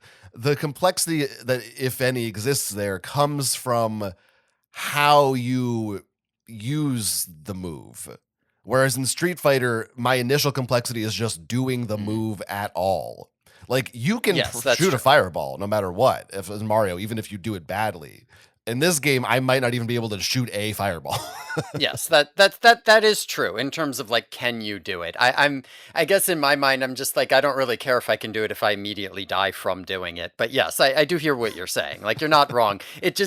I mean, to me, it just does feel like a threshold difference where, like, yeah, it feels like you're experiencing what I experience when you tell me to press A in Mario. Is what it like the way you are describing it sounds familiar to me. Yeah, this is that's like what I'm saying. this is like someone trying to explain why, baseball is more complicated than T-ball. And you're like, yeah, but T-ball is really hard. I still can't hit the ball on the thing, even though it's got a Well, string on it or whatever. yeah, I well, don't know. I'm not saying it's not more complicated. I'm saying Yeah. I'm saying that you don't have to use a certain like there's a certain mental faculty that you are not using when you play Mario because you don't have to. But when you play Street Fighter, you do have to. But I have to engage that for Mario, is Yes. what Well, I'm this saying. Street Yeah. Fighter 2, I suppose, did make me feel more in your shoes probably than any other game we've played. Hooray. Of just being like, I just don't know how to play this. I think I'm getting better at it, but not really. I don't know what to do. Now we Mm. did play against each other. Mhm. Sort of. Yeah, I mean we played both Turbo and Yes. Super Turbo Yeah. Arcade. I actually really appreciated the parts where we didn't play against each other, where we just got Mm, into a level and started being like, let's both just see if we can do a move here yeah. over on our side of the screen. That was actually extremely helpful. I felt that I wanted to do that and needed to do that because Hmm. the two of us just going at it and smashing buttons, one of us will kill the other, but like, what are we really Yeah, doing? right. we, I needed to. It was like, oh my god, there's a chance where we can actually just try stuff and see how it works. That was pretty good. You know, we did. I guess we did that more than we actually really fought each other. Hmm. I mean, Because yeah, listen, there's still an element of competition there. If we both select Chun Li and we're both like, can I make a fireball work? Right? If I can get it before you, I win. Now, neither of us won that particular competition, but it's not like, like that's the great thing about having another person there is that you can kind of make the competition whatever you want. yes, and that is really, I mean, that is for many people the lasting experience of this game is the two Hmm. player combat. I don't. Well, I don't know. Where do we also want to comment on the arcade edition of the game, which the one we played, it was the final version of Street Fighter 2 released before they moved on finally. At least as I'm pretty sure that's true. And not including like later ports and stuff. And that is the version that if there's a Street Fighter 2 tournament anywhere, they're almost Hmm. always going to be doing that arcade version of the game. That's like the most considered, I think, the most feature complete edition of it. Gotcha. Did I mean we had more trouble, I think, because we were playing the arcade version, which was designed to be used with a stick rather than a D-pad, and we weren't really sure whether or not our inputs for combos were the same or slightly different. It Other than felt like that, they were the yeah, same, but I'm not yeah, positive. at least some of them were the same. Yes. Did That you? yeah, that's true. Other than that, how did you feel? Did you think it felt significantly different to the point where you thought, "Oh, one version is better than the other"? In terms of the feel of playing it, I don't think that I could really tell the difference. Like I think that I am so clunky on all of these things that like it's very difficult for me to like I'm still in the sense of like trying to f- determine how it even feels in the first place. So it feeling different is like is that actually different or do I just not know what I'm doing yet? Um so, most of the difference for me in playing that was just from like, oh, there's more characters and there's more detail in the character animation and in the backgrounds, which is something that I find very difficult to pay attention to in these games. Like what does your character look like and what is the stage is something that's really hard for me to do because like all of my attention is just on like how does my character react to what my fingers are doing and I don't have room for anything else in my brain. Yeah. I mean, obviously in the arcade version the graphics are much pretty. Although the Super Mhm. Nintendo does an admirable job recreating it, I think. Yeah, I mean honestly it this the Super Nintendo. Yeah, and, like, compare the arcade to I mean, I guess it's the NES, right? But, like, the Double Yeah. Dragons, right? Like, Yeah. the there's no comparison. The arcade Double Dragon is like, "Holy shit," like, there's a lot more to it. And in this one, yeah, the SNES isn't as detailed or as flashy, but, like, I don't know, it's still got a lot of character, right? Like the backgrounds still have people and it still looks cool and neat and all of the characters still look like themselves in a way that I don't know. Like it's not as big of a gulf to me. Yeah, if you took that game home or got that for your birthday or whatever as a kid, you don't feel like you're missing out. It Mhm. feels like, "Oh, I'm getting the arcade experience." They did it. They Yeah. successfully made that translation, which is pretty impressive. It definitely, I did definitely think the arcade version just, it's more fluid. I think it's, the characters maybe are a little bigger. I think you have different Mm. kind of proportions for the arcade version that maybe take up more space on the screen, or maybe less space. Maybe this, like, the stage is bigger. You have more room for the background. Something's different. One of those Something two is things must different. be Okay. true. And as I just say When you shit that when you say fluid, do you mean like the movement on screen is more fluid, or do you mean like the way that the character responds to your inputs is more fluid? I think primarily the, like, the animation of the characters Okay. as they, Hmm. as you put in your inputs, it just you Yeah. have more power with the arcade, and they look more, yeah, fluid. They're moving Yes. faster. I do think your inputs are recognized, like, it's a little bit more slick. It just feels a little bit more like, of course, it was harder because I think some of the combos I didn't know as well, or were like, the timing was slightly different in each version, Mm-hmm. maybe. But it generally felt like there wasn't as much input lag, I would say. Like, I think it felt more like when I move my character on the screen, it's more instantaneous than in the SNES, where it's pretty good, but it's, I feel like there is a difference you notice playing them back to back. At least I did. But yeah, we played matches against each other. I don't know. Was it fun? Did it awaken your competitive spirit of Um, it fighting? it was fun, and I do like fighting other people. It was hard because we weren't being that serious about it. It's kind of hard to tell sometimes when it's like, oh, like, I wasn't being very serious, but then I was like, "All right, now I'm gonna try to beat him." But if you were all like, "Oh, I was still messing around and then I just beat you up," then is that interesting? Like, we weren't really going at it, so it's hard to say. But also, if we were going at it, would that have been interesting, or like, would we just have been flailing at each other and it was random and it didn't feel like it had anything to do with how well we were doing? Or would you have just been way better and I wouldn't have won and it wouldn't be interesting because there's not really a competition? I'm not entirely sure. It was fun. And I did like I did like fighting against you. I do think that just in general, if I can compete against another person and there's a real competition there, I'm probably going to enjoy it. Right? Like, the only time I'm not is if it's just like, "Oh, well, so basically I'm just a punching bag." See, I Or got the or if the other sense person is. right, I got the sense that that was your concern, that you were Mhm. not you I didn't was think it would be worried, yeah. fun. Yeah, I was worried that I was just gonna be like, "What's even the point of fighting against you because you're gonna beat me up?" And then I'm like, "What's the point?" Yeah, which maybe is also why I was like, let's just goof around a little bit here, because But I I'm don't not want. I'm not honestly sure. Like, I guess, like, to what degree did you get the sense that, like, when you actually tried, you were able to beat me? I I mean, don't I know. will say this much at least. Mhm. I felt I could beat you way more consistently than any of the NPCs I played against.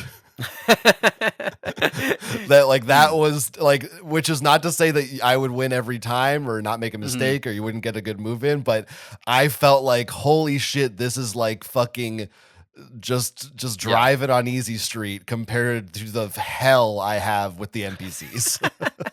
Yeah, I mean, at that point, I had only tried them on the, like, 4-star difficulty, so, like, yeah, that is why going in there, I was just like, "Well, I have yet to win any match," so, like. Because the NPCs know everything. Yeah. They don't mistake. They don't mess up inputs. Yeah. They want to do a fireball. They do a fucking fireball every Right. time. Like, there is no error on their part ever. So it's just not even in the same league. Mhm, Which, mhm, it should be the opposite. Like, a human being should be more challenging and interesting to face. It is more interesting still, but mhm. it's like, I do think they tuned up those CPUs way too high. Yeah. Well, a human being will be more challenging to face than any of those CPUs if you fought in, like, Over an time. actual good player. That too. Like, they would kick your ass, but Yeah. Yes, 100%. But yeah, I think you really lose something with all these fighting games not being on a couch with a person. Mhm. It's so much more fun and even better if you have 3 or 4 people. So you can be like, "Oh, I get next," or "Oh, let me play now. Oh, which character are you gonna try this time? Oh, that character's too good." Mhm. All that stuff is so much fun, and I don't think you get that same experience remotely. Um, and just also the circumstances of us playing it in this manner, not the same as the hey, it's after school, we're hanging out. What should we do? Throw Right. in Street Fighter, sure, and you're kind of just hanging out. We were like Yeah. playing with intention. You can't go back to being 13 again. Oh, yes, I can. Watch me. Haven't you ever seen that movie? Oh, wait, she's 13 and then she becomes 30. Fuck. Yeah, Wait, but then it's she becomes yeah. 13 again. I haven't watched it, but Mm. probably she does at the end, right? That's I would It'd hope. be weird if she stayed Be 30, right? yeah, it's already kinda weird as it is, not gonna How old lie. is Tom Hanks in Big? Is he probably about 13? Yeah, maybe something like that. Yeah. I just I'd gotta probably go do back to a that. little older. 13 sucks. But Terrible that's year to when I be. became a man. Oh, right, yeah, that's true. All right. I mean, another thing about this guy, I think one of the best things this game has going for it, even if you're bad at it or just watching it, the as we kind of indicated, talking about how we knew all these characters, the character designs are excellent. Mhm. And I mean, they're all just there's a reason that most of these characters have stuck around. People remember them. They're iconic. Even people who haven't played Street Fighter, Yeah. from their names to their poses to their images, they knocked it out of the park Mhm. with all of Yeah, them, no, really. yeah, they're all pretty good. Like I was thinking about it, and I was gonna say, like honestly, one of the weaker characters is maybe Ryu because he's just a generic karate guy. But then I thought about it, and I was like, no, I think generic karate guy is Ryu. I think it's the other way around. It's what it actually is. Yeah. Or even E Honda is just like a Oh sumo yeah. guy, but there's something about the way his face is drawn Hmm. that gives him character. Yeah, Um, it is very specifically his face, like his weird markings and his expression.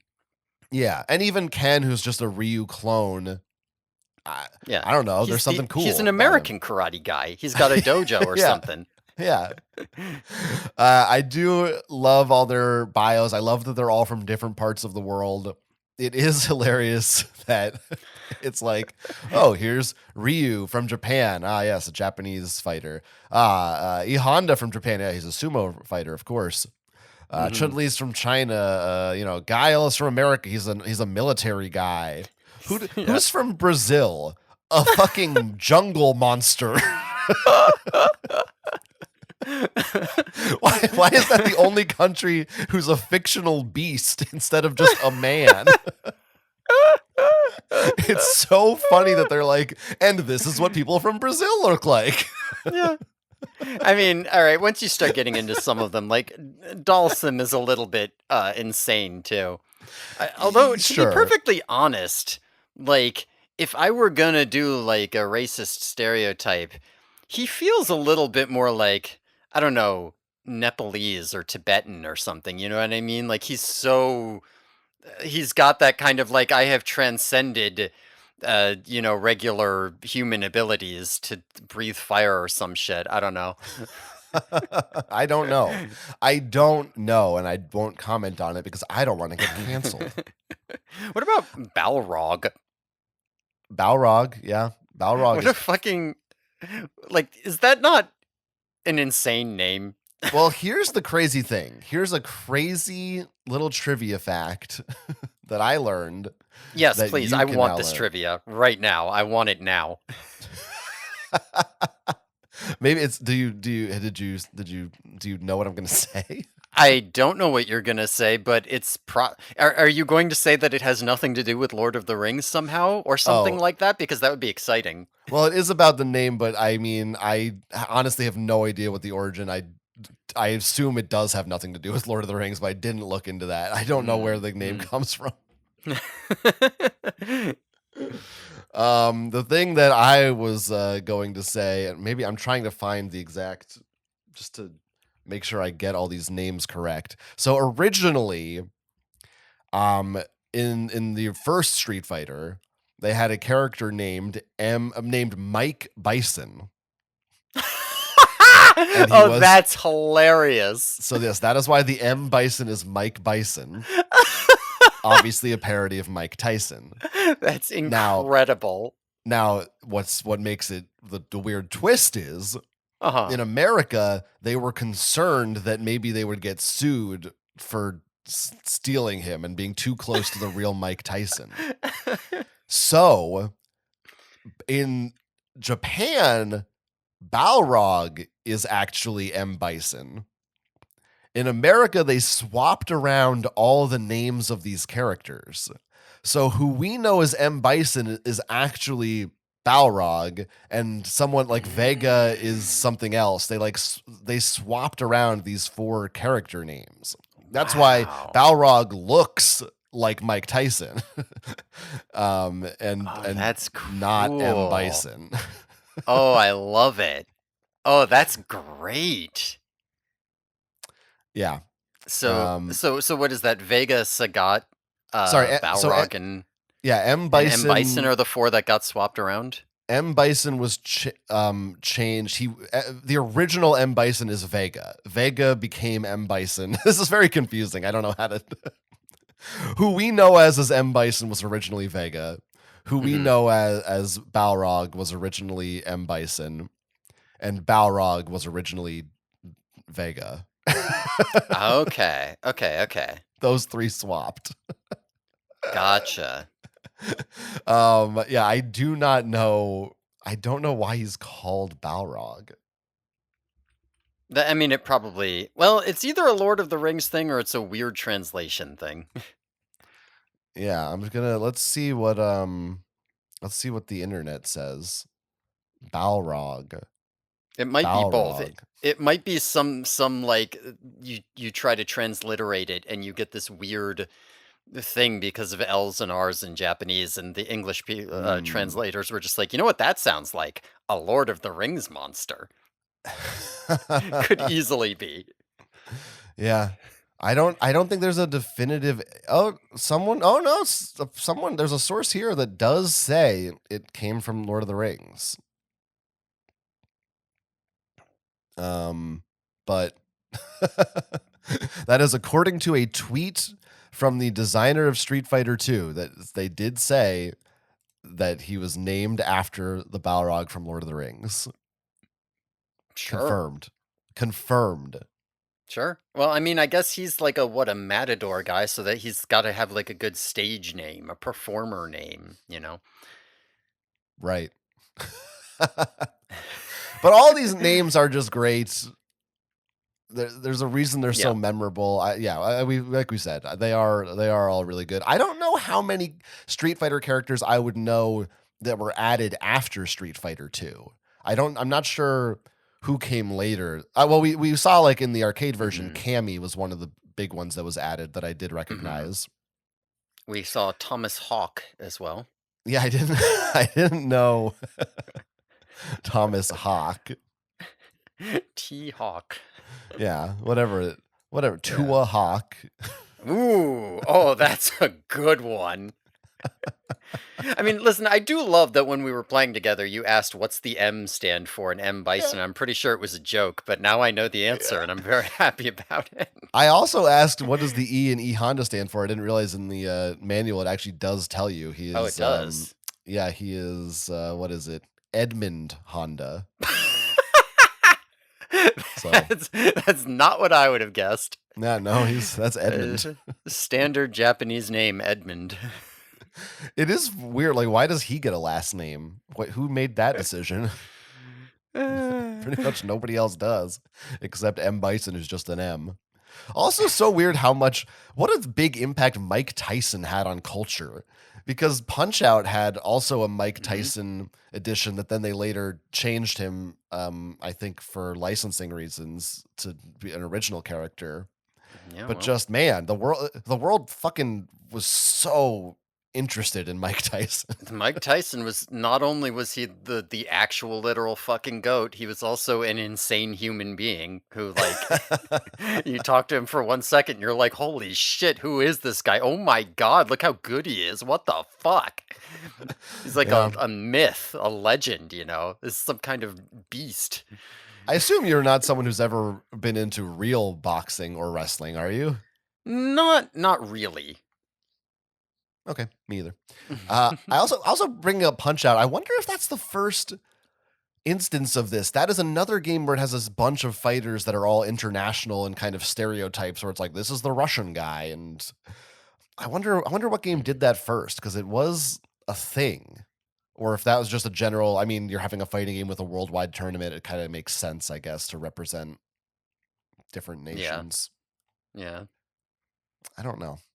I don't know the answers to these questions. What do you think? Should we get to our final evaluations, or is there something else we need to cover? Um I think I basically got all of it. Yeah, I mean, the only thing that I wanted to ponder about, I guess we kind of moved past it when we were talking about the arcade, is I do wonder if this would have been easier with a joystick or an analog stick than with a D-pad, because there were like I think part of my issue with hitting combos on this did come from like there were certain diagonals that were difficult for me, right? Like that Yeah. were more difficult than others, and I think it had to do with the position of my thumb. And I think that if I just had an analog stick, then that would be potentially easier because you just, move it along the arc rather than like your thumb is rolling across it, and if you don't roll it the right way, I don't know. You know, it never even occurred to me. I'm playing on a controller that has a D-pad and analog Mhm. sticks. I never even tried. I could totally use the analog stick. It would be mapped to the same thing. I Why didn't I try tried that? it on the SNES and it wasn't automatically mapped. I would have had to go in and change the mappings. Oh, So really? it wasn't, yeah, for me anyway. That's weird. Maybe I it would would be. Yeah, I assume. don't know. Yeah, I don't know. I I, didn't I try mean, it I on the arcade though. I bet it would have worked there. I guess it was a more accurate experience to when it came out, but I now am Hmm. curious. That does seem like like doing that sweeping motion would be way easier with a stick. Yeah. Yes, that is 100%. I'm sure accurate. I don't know about you. One of the Hmm. things with this game I found is that it hurt the fuck out of my thumb, Hmm. and I don't know if it's my. I'm using this 8-bit controller that is meant to replicate the original Super Nintendo controller to some extent. Like it's a similar layout and D-pad and stuff. And so I don't know if it's that specific D-pad that kind of has like textures on it, or if it's something about Hmm. this game that's just having me press way harder because I'm trying so hard to do these inputs. But after like 20 minutes, I gotta take a break because my thumb is on fire. Hmm. I can see that. I just don't feel pain in my palms. So, What? First of all, I said thumb, not well, my the palm. underside of my hand, like my finger pads count for that. Like anything on the front of my hand, I just like I can just my brain just turns that off. Like I can feel it sometimes. I'll be like, "Oh yeah, I guess that hurts," but like I just don't have to engage with the fact that it hurts. This is because you have built up calluses or something over years of rock climbing. No, because the calluses used to protect against that, but because I have not climbed in like, 15 years, I don't have them anymore. But what I do have, because I started doing that so young as a kid, I think at some point my brain just kind of learned sometimes your hands hurt, right? Sometimes you just start like bleeding from under your fingernails or you rip a piece of skin off. It's not important and it doesn't matter, and you just kind of keep going, and who gives a shit? And so I can just kind of ignore that. It doesn't matter to me. It's always neat when I try to say something that I think will be relatable and is just a generic human experience, and Yeah, then yeah, you yeah. say, No, "No, I'm an alien." I I don't know mean, what you're I'll talking give you about. that one right there is not a thing that most people would experience. Like for me, just straight up, like it's the same sensation that would like hurt on the back of my hand, and I'd be like, Jesus, ow! If you did it on the front of my hand, I just wouldn't care. I'm weird that way. I mean, this is when we did our 24-hour live stream, and I was like, man, having that sandwich and drink really rejuvenated me, made me feel so good. You know what I mean? And you were like, no, Like, food does nothing for me. I am not of this earth. That's what you said, that is verbatim. basically, yeah. And I was like, oh, okay. I forgot you're a fucking freak. Bye. I spent enough time beating the shit out of my body until it just submitted to my will that now I'm just like, yeah, it doesn't really matter if I'm hurt or I'm uncomfortable. I barely even notice it. I See, long ago learned to shut up to my brain about how I'm physically feeling. You just do it. this should give you an edge in fighting games. You should be you Maybe it should be does. mastering with your thumbs down there. Maybe it would if I put more time into it. It would really give me the edge. You're like T.E. Lawrence when he puts his hand over the flame and he says, Mm-hmm. he says, "What's the trick to making it not hurt?" And he says, "No, the trick is not minding that it hurts." Yeah, I mean, I've well, whatever. I've definitely handled things where I'm just like, yes, I should not be holding this because it will hurt me because it is so hot, but I don't actually have to let go if I don't want to. He's a Like, freak, ladies and gentlemen. He's a goddamn freak. Put him in a cage and pay tickets to see him. That's right, you pay tickets. What's your IGN rating for Street Fighter 2 and your final thoughts on this game? IGN And rating. I suppose we're kind of doing, I guess, primarily the Super Nintendo version, but sort of an amalgam of just the arcade one we played too. They're all Yeah, similar enough, I think. I'm willing to amalgam that in because I'm not experienced enough to notice the differences, which to me means that they're slight enough that whatever, from my perception.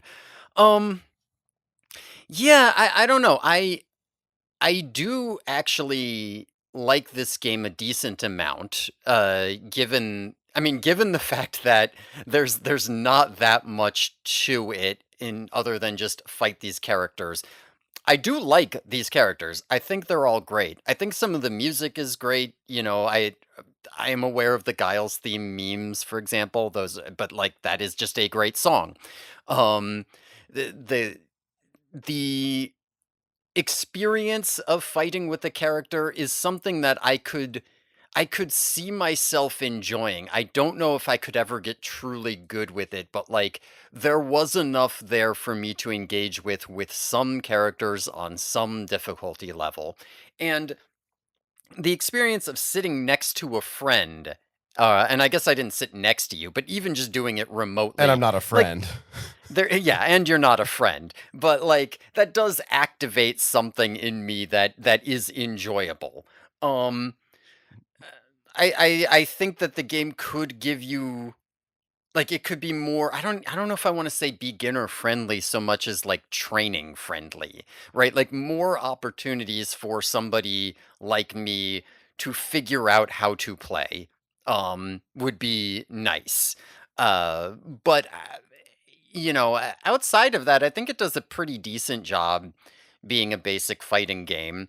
I mean, how many of these fighting games did you have for home console before this, as opposed Me to arcade? personally? I mean, just in general, like Oh, like how many historically. exist? Oh, I mean, I like none. This was truly, I mean, one of the idea of being able to select characters and fight them against each other came from Street Fighter 2.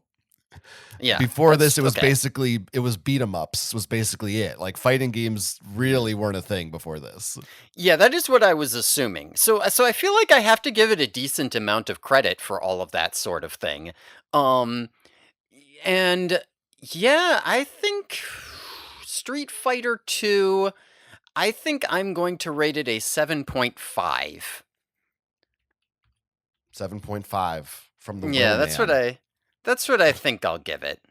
And now we forgot to do this last week, Hmm. but we have a new tradition from listener Sean, I believe, who said we should then say if it's a continue or a game over.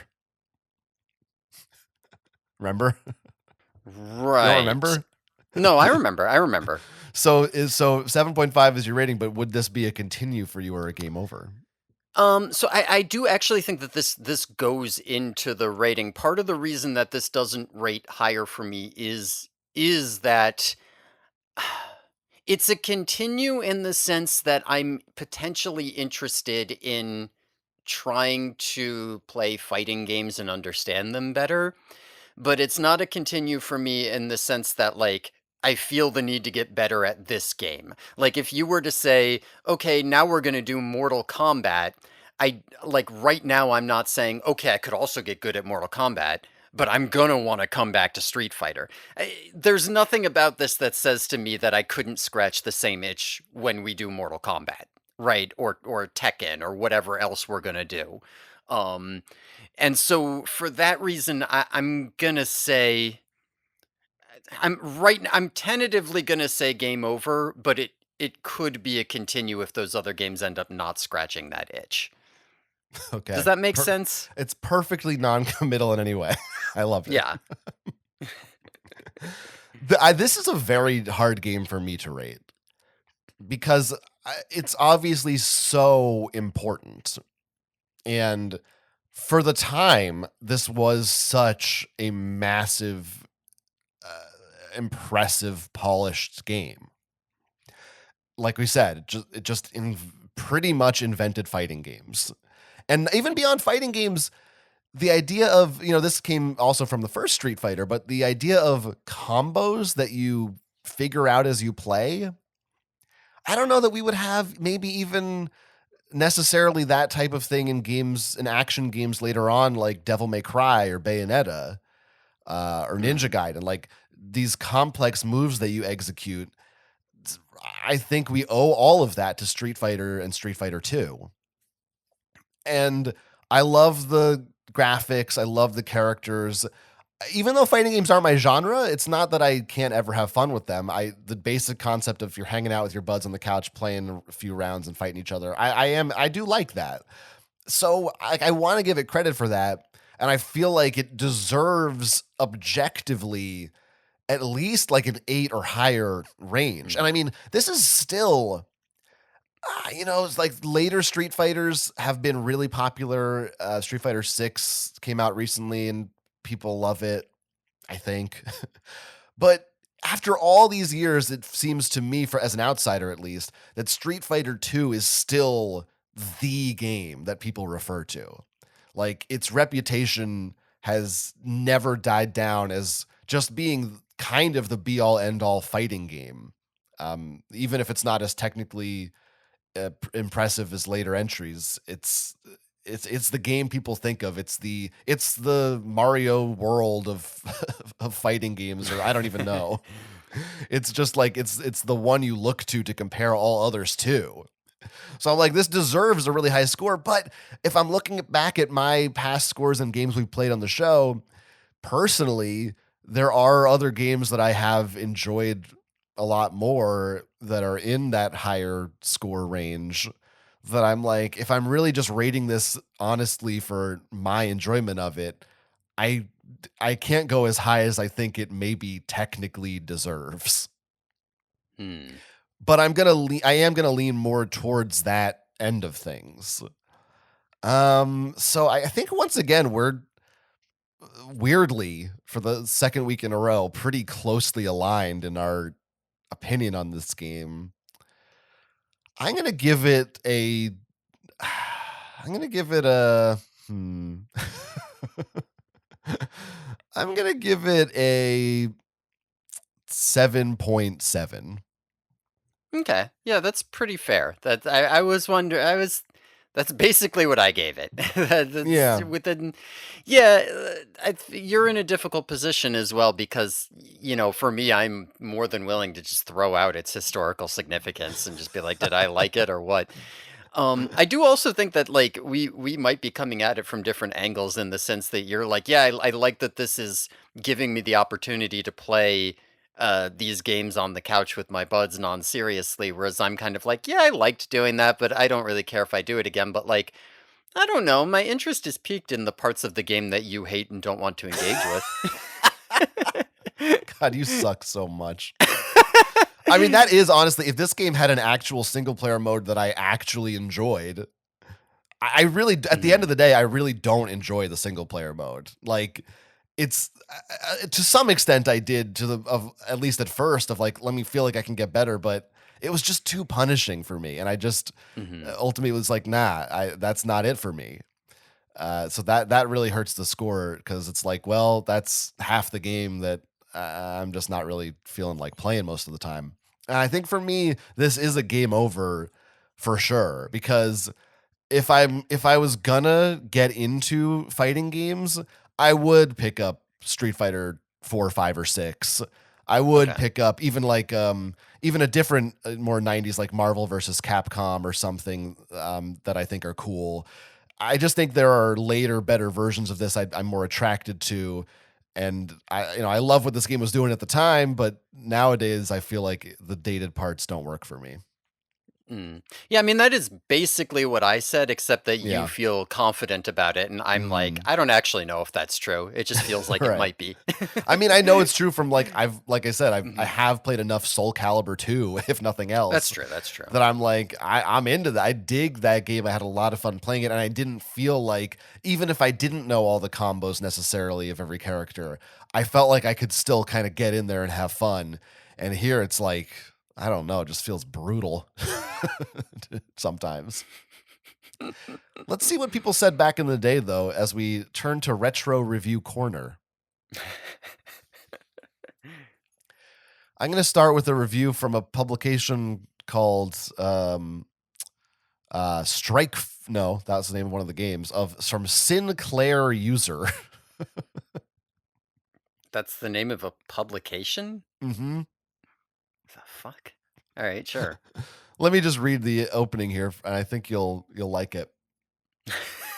Fancy yourself as a bit of a hard case, eh?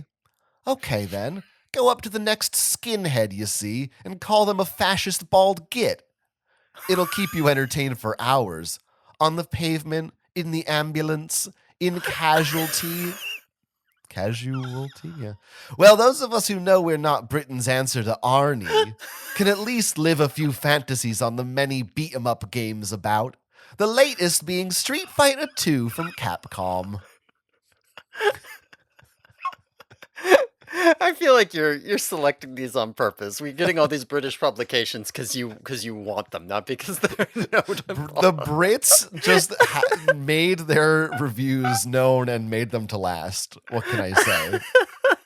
This review also refers to Guile as a punk, Blanka as a What? green mutiod, and Chun-Li as a girly ninja. Girl, okay, that feels a little bit racist. Racist? Well, like Not nothing sexist? about her. No, nothing about her reads as ninja other than like East Asian aesthetic. Also, Mm, wrong country yeah. is what I mean. That's fair. That's fair.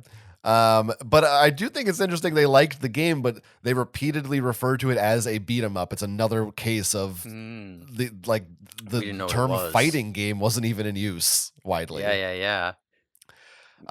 Okay, now Mutiod? What was it? yeah, Blanca is Mutiod, Mutiod. Mutiod. Maybe it's a Is typo. it? Maybe it should be Yeah, maybe it's mutoid. yeah, maybe it's mutoid, but I mean, that's not that's also different. They also, I don't know, this must be a British thing, or they refer to being in casualty. Like maybe that is their term for the ER or something. that's probably right. Yeah. Okay. British people, what the fuck? Of course, we got to look at EGM as well, and they gave this game 2 9s and 2 10s. So thrilled about this one. One of the things about Street Fighter 2, this is the first edition of it on Super Nintendo, is that they used a larger capacity cartridge that had 16 megabytes in it, I think for the first Holy time. shit. That's And pretty if fucking huge. When did this game come out? nah, the Super Nintendo port was 92.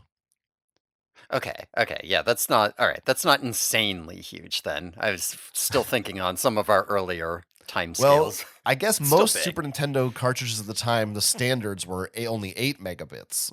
Hmm. And for some reason, I mean, nowadays this is like to me, so like, who gives a shit? But at the time, EGM was obsessed with the number of megs that a game used. And all these reviews are like, holy shit, this 16 meg monster is blowing my mind. They loved that it used all those megs. This was Yeah. before we had polygon counts. This is Yeah, I what mean graphics people liked. that is basically polygon count, but before that was a thing, right? Yeah. And then also polygon count doesn't matter anymore because you're kind of like doubling your polygon count is like halving your distance from realistic, right? So like once you've halved it enough times, it doesn't really matter if you do it again. So who gives a shit? Like fuck off. That's right. But anyway, yeah, they were all super jazzed about it. They loved how close it was to the arcade version of the game. They were thrilled. And then I've got one more here from Mean Machines, a magazine called Mean Machines. Machines. Yeah, it's another British one. You just want any excuse to do a voice, huh? You know it's going to be pretty good. This one, I like this because they say, this is the game that everyone has been waiting for, and I'm highly relieved to report that it's Kinace. It's what? Let me explain. They wrote apostrophe KIN ace. So I think what they're saying is that it's fucking ace. Oh, it's fucking ace. I see. It's Kinace, which I've never seen that before. Yeah. But they talk also about how the only tiny differences seem to be in the animation and the speed of the game from the arcade version. I believe this is, again, the World Warrior, not Turbo. The amazing playability of the original remains intact. I guarantee you months of fun with the 2-player mode as you try to learn all the moves with every combination of characters going. A dream come true for Super NES owners. In fact, I would go as far as to say that Street Fighter II is even more playable and exciting than the classic Super Mario World, making it one of the greatest video games in the world today. Get fucked, Super Mario World. Well, I'll remember that when we do Super Mario World. Please do. Make sure I don't rate it too high. This is another thing I also read, that in the UK at least, sorry, Super Nintendo was bundled with Mario World, and for a time they stopped doing that and bundled it with Street Fighter 2 instead. Damn. Like this game was big enough to beat Mario. Forget Sonic. Like, who gives a fuck about him? Fucking Ryu beat Mario. Yeah, well, all those like chav hooligans were like, I've gotten into fights on the street, Yeah, that's right. That's right. And also in this article, in this review, they also talk about how, I think this was like an advanced copy of the game, and they talk about how Balrog is a different name in Europe and Japan. So that was kind of cool. People knew about that stuff. I do think that is another aspect that we really maybe just should emphasize a little more, that a piece of this puzzle we don't have. That this game, truly, it's hard to express now to anyone how fucking massive this was. And on the level of when we talked about Pac-Man and Space Invaders, and how those, or even Pong maybe to a lesser extent, how those really like lit up the arcades and made people spend billions of dollars of quarters on them. And Street Fighter 2 was a resurgence in that way. Like, it was a phenomenon. It was the thing people were obsessed with and going to every arcade. And that's part of it. I think we are lacking not just couch co-op, but seeing somebody actually playing this in a public space and learning the moves that way, and that kind of competition was a big part of it too. Well, I think that about covers our discussion of Street Fighter 2. Got a little bit of player mail I want to dive into. Yeah, player mail. Just, I liked massive mail opening. I think minor. I think we should save that for if it is one of those. Yeah, but it could be minor, a little M, big MO versus big MMO. Fine. I don't know. Player mail, I don't know. What is player mail? It's just easy to say, to be honest. So like, here's player mail. I don't have to explain to the audience every time what an MMO is. Anyway, I thought they used to call Nintendo Power letters player mail, but that was called Player's Pulse, I think. I just feel like it's a nice phrase. It rolls off the tongue. Player All right, mail. I don't know. I thought it was fine. nice. Player mail. Yeah, sure. Um, we got some very helpful comments on YouTube. It's actually just YouTube's, not emails. Oh, okay. That's less Um, exciting. from someone by the name of John Solomon, who first helped us out with Dragon Quest, the pronunciation of the company that published that game. Remember, you had thought that the Japanese was phonetic, but you couldn't read it I don't remember this at all. on the box art of Dragon Quest. It had the name Oh, of the publisher yes. in Japanese. I do. Yes. I thought maybe it was phonetic, but I couldn't read it. Well, John Solomon says, "No worries, boys. Phonetic Japanese reader here. Ooh. ENIX is indeed written phonetically enikusu. So the E is the Mm. same sound as E in bed. And above Dragon Quest, you can see it written phonetically in Japanese also, Doragon Kuesuto." Okay. Okay. There we go. So, does that make you happy? You love learning about fucking pronunciations of shit. I am happy to know what that says. I also do love that the name is just still Dragon Quest and not Right. some other thing. That's very Right. fun. Yeah. And then he also has a lot of helpful tips for what we released last week on our Worst with Games channel, your playthrough of Super Mario Brothers 3. Mm. Had some tips, had some helpful things here to point out, that some things we didn't necessarily know that might give you some pointers. For Wait, instance, we? yeah, Oh, we. I thought this was just going to be another takedown of my play. No. This is just helpful Wow. advice. Wow. So one is, we weren't sure about the items in the mushroom houses and Mm. whether, like, Mhm. how random they were. Right. I was wrong about this. He says every mushroom house is predetermined. So every single time the same box will yield the same item. However, some of them have the same item in every box, so it doesn't matter which one you pick. So that is why if you continuously pick the middle box as we did in the same Mm. place, you always only were getting mushrooms. I see. Yeah, I just assumed that it was random, so I just always went middle, but I should have tested different ones. I see. Yeah. So that solves one mystery. Another one, we weren't sure about which direction determines, the mushrooms, which way they will go when you hit them Mhm. out of a question mark. He says a mushroom will always fall away from the edge you hit the block on. If you hit the lower left edge, it will fall right. Lower right edge, it will go left. Okay, that's sort of a confirmation because I did know that I was positive that in some sense it goes the other direction from you, but I wasn't sure if it was like from your position after hitting it or Hmm. from where you hit it on the block, which is what apparently it is, or from what direction you were traveling when you made the jump. I was not Right, positive, but I was sure it was the other way. right. And another good tip, in this game, cannons, bullet bills, piranha plants, etc., will not shoot if Mario is directly pressed up against them. This does not apply to flamethrowers you find later in the game. So this would be helpful on those Mm. airship levels. You can kind of camp next to a bullet bill, and you can, if you're right next to, if it's like a pillar, you're safe to jump. It won't shoot out as long as you're right next to it.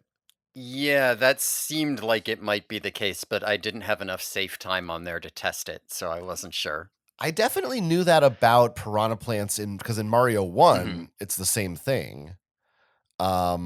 But I sometimes these things are things that I almost do unconsciously now and forget that I'm like Mhm. even doing them. Or Yeah. I'm able to move quickly enough that I Yeah, don't need you to just worry go about it. through.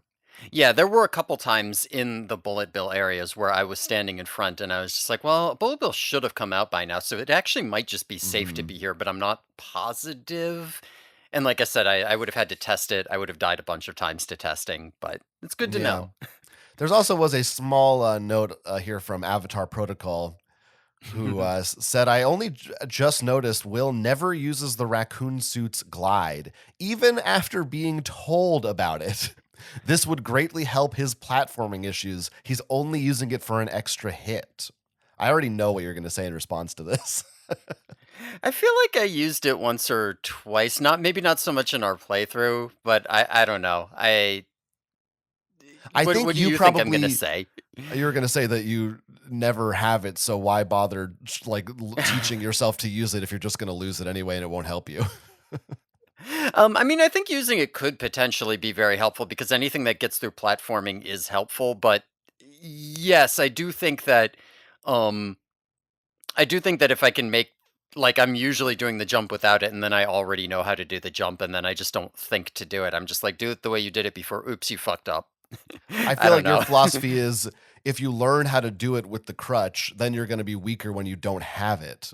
So you'd rather like learn how to do it when you're small because you're probably going to be small at some point anyway, and then you can do it and no matter what. That is sort of my philosophy. Yeah, I do think it would be good to be using that crutch on the platforming when it's locking me out of the game. But a part of my philosophy is also that I shouldn't need the raccoon suit to do it. Well, this I is the don't know, same thing I but feel like yes. in Mario 2. I kept trying to get you to hover as Princess Toadstool, and you didn't do that either. And that's just an innate Yeah, power. You don't need a yeah, suit. yeah. I mean, like I said, another part of it is also just like how much of my brain power is taken up like trying to figure out what my trajectory is and it'll be like, "Oh, did you know you can do a different one?" And I'm like, "I can't think about that right now." Maybe I should be thinking about that. Yeah. but Yeah, it would just make it easier. but it would be a different trajectory, and if I missed it, then I would die, and I'd have to think about it, and I mean, like, no, you're not wrong. I should be using that when I have it, but More so in with Princess Toadstool, there's no excuse. there's just With the 10 raccoon things suit. going on at any given time, and I can only think about so many of them. Yeah, I mean people forget you have to jump and then tap a different button, right? It's Well, A, it's it's more. not B. So you do have to like move your thumb That is true. That is while true. you're in Yeah. midair.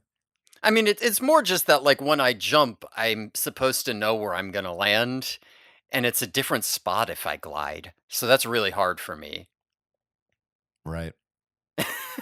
Well, at any rate, people did enjoy this video and they want to see you they want well they don't necessarily want to see it, but they want you to keep giving Mario 3 a chance and keep playing it.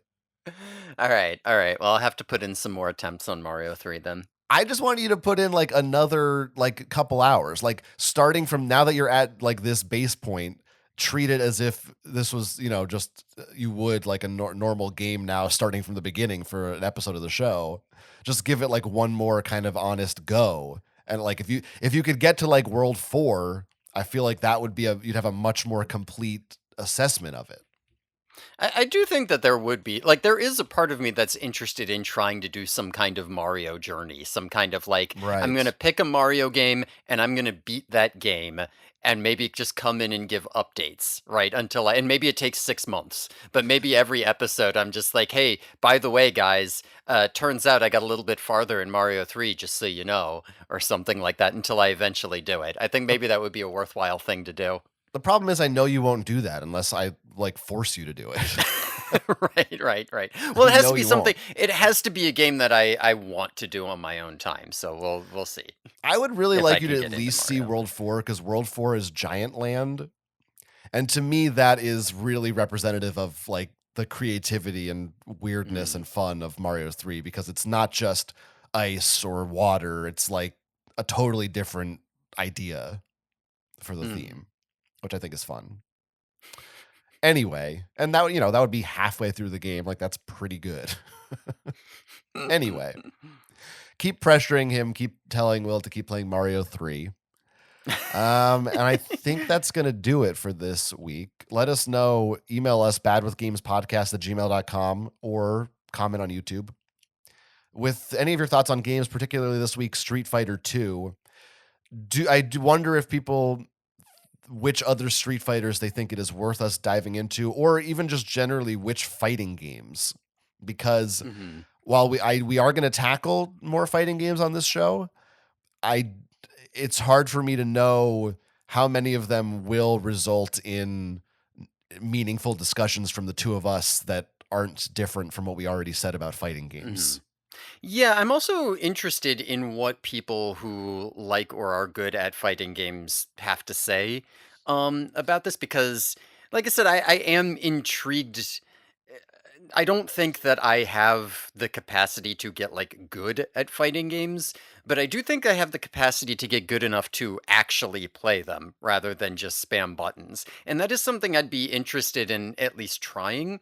Um and you and I said a bunch of different things about like how we were approaching it and what we were thinking about.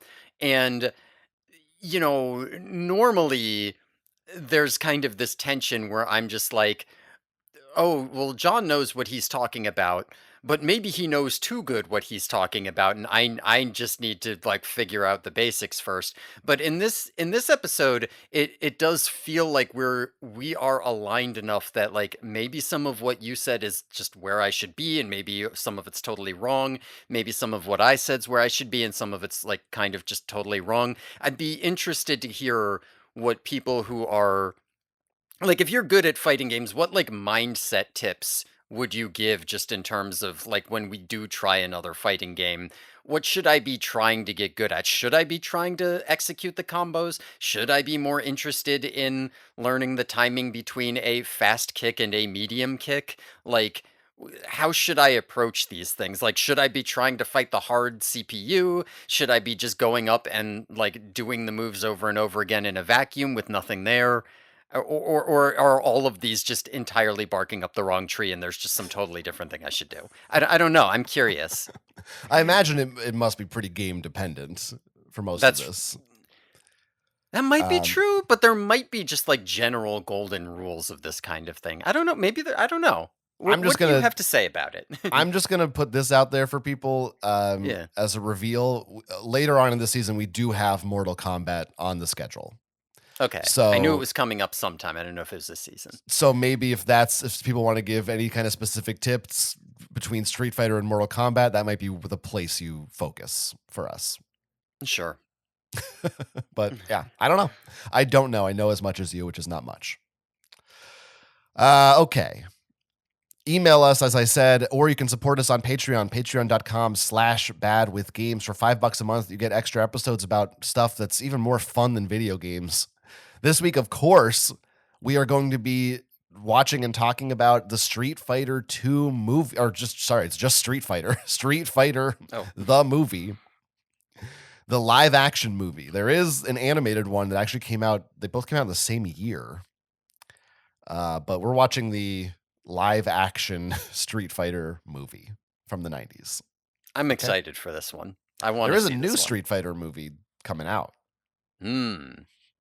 That's pretty cool. We might have to do that too. Yeah. So look forward to that on the Patreon. I also want to do one more quick personal plug for myself.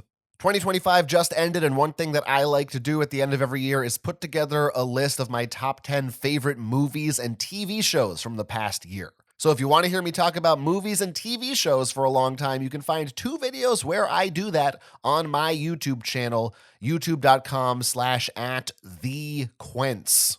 Or just go to my website, jonathanestis.com.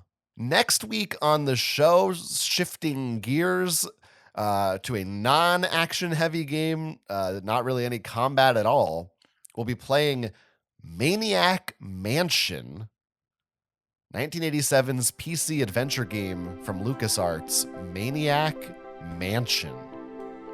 It's going to be interesting. I'm looking forward to that discussion and seeing what you think of that game. Yeah, get maniacal. Yep, you said it. Okay, thanks for watching or listening, everybody. Tell your friends, rate and review us on iTunes. Till next time. Gamers out. Gamers out! That was me doing a move.